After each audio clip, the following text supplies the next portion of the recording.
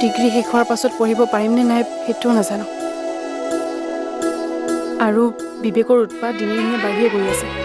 খুৰা খুৰীয়ে তাক একো নকয়নে পুতেকক সৰুতে একো ঠিক কৰিব নোৱাৰিলে এতিয়া কি কৰিব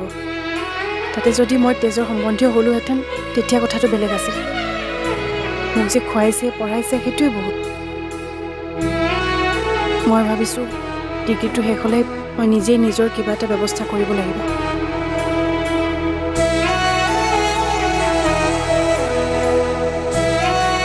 ভগৱানক বিশ্বাস কৰ কৰোঁ চাবি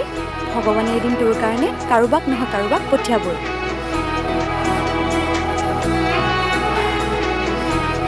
ব'ল মন মাৰি নাথাকিবি এতিয়া শুনচোন আজি নহ'লে তই আমাৰ ঘৰতে ভাত সাজ খাই যাবি ব'ল নালাগে